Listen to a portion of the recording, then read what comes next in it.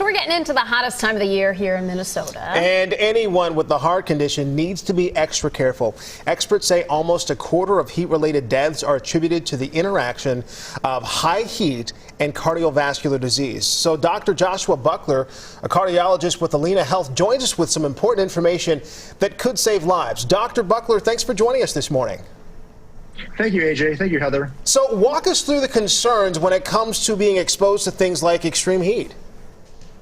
So the main issue we run into with extreme heat is that the way the body gets rid of that excess heat is to pump the heat out towards the skin so we can sweat it off. And in patients who have heart disease, that can be an extra challenge.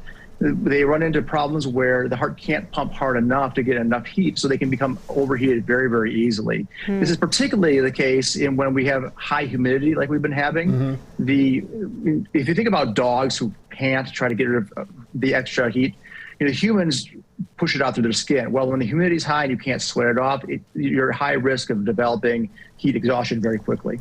Should we be more concerned about particular groups, say older people versus, people in their middle age or younger kids? Yeah, so anybody who is elderly is going to be at much higher risk. A lot of the the systems we have that work very well when we're younger don't work quite as well. So we can't sweat as well. Maybe the heart doesn't pump as well. So it really can help a lot to try to ensure that the patients who are at highest risk stay out of the heat and try to stay cool when possible. One thing I have some friends who simply cannot sweat. No matter what they do, it doesn't matter if they're out in the extreme elements, they simply cannot sweat. What are some of the warning signs that, for example, people that have a condition like that, what do they need to be looking out for? So the problem we run into is that by the time you start having symptoms, and sometimes it can be too late, but what you watch for are things like tiredness, dizziness, lightheadedness. You can even feel nauseous. Anything that might result in your heart rate being higher or your blood pressure being lower can be a sign that the heat exhaustion is setting in. If you let it go too long, you can even develop neurologic symptoms.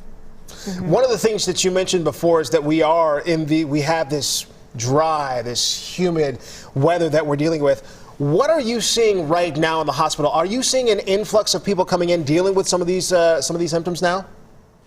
Anytime we see the heat rise, we see an influx to the emergency room of patients coming in. And I know in clinic we see a lot of our patients with heart conditions who call in more frequently, either because they're concerned or because they've been experiencing issues. Heart patients in particular are difficult because a lot of them can't take excess fluids either, so they have to find a nice balance. So prevention, like so many other things in medicine, is the key to all of this. So staying cool, staying out of the heat, dressing appropriately. I mean, you keep saying staying out of the heat.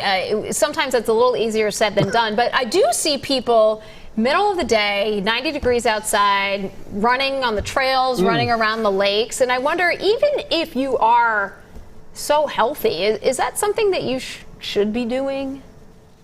So really anybody is at risk for heat exhaustion. And so if you're outside in the heat of the day during the highest heat index times, you're going to be at risk. And so staying hydrated, if you are going to go outside, staying hydrated, wearing loose-fitting clothing is really critical because really this can happen to anyone. Dr. Josh Buckler with Allina Health, we appreciate the time and the insight.